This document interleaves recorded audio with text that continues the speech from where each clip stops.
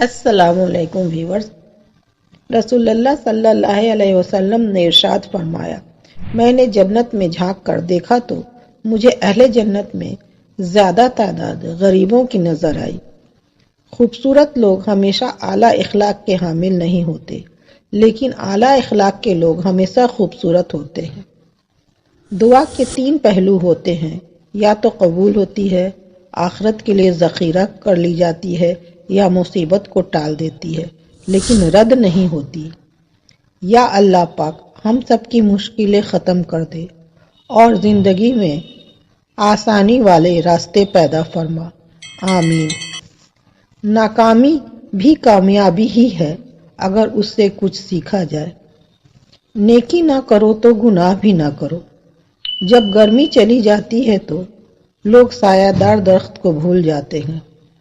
شرک سے بچو، جنہیں تم اللہ کے سوا پکارتے ہو وہ ایک مکھی بھی پیدا نہیں کر سکتے۔ حسد کرنے والوں کے لیے یہی سزا کافی ہے کہ جب تم خوش ہوتے ہو تو وہ اداس ہو جاتا ہے۔ قرآن کہتا ہے کہ قرآن پاک بار بار کہتا ہے کہ نا امید نہ ہو، کمزور نہ پڑو، غمگین نہ ہو، بے شک اللہ تعالیٰ ہر چیز پر قادر ہے۔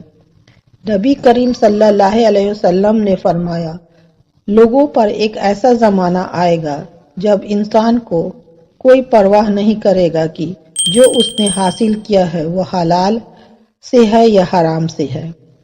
رسول اللہ صلی اللہ علیہ وسلم نے ارشاد فرمایا، تندرستی کی حالت میں آدمی کا 1 درہم صدقہ کرنا موت کے وقت 100 درہم صدقہ کرنے سے افضل ہے۔ انسان مایوس اور پریشان اس وقت ہوتا ہے جب اپنے رب کو راضی کرنے کے بجائے لوگوں کو راضی کرنے میں لگ جاتا ہے۔ زیادتی اتنی ہی کرو جتنے خود آئے تو سہ سکو، اور صبر اتنا ہی سمیٹو جتنا خدا کا عذاب برداشت کرنے کی طاقت رکھتے ہو، کیونکہ صبر کرنے والے کا معاملہ اللہ کا معاملہ بن جاتا ہے۔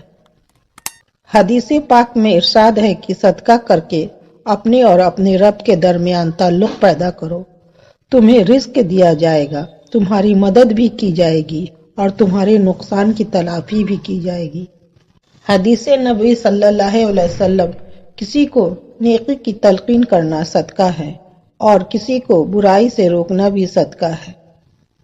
حضرت علی نے ارشاد فرمایا، اپنے دل کو مضبوط بناؤ اور اللہ پر یقین کرو، وہ تمہاری ہر مشکل آسان کر دے گا۔ محتاجی بہت بڑی رسوائی ہے، اے اللہ اپنے سوا کسی کا محتاج نہ کرنا، آمین۔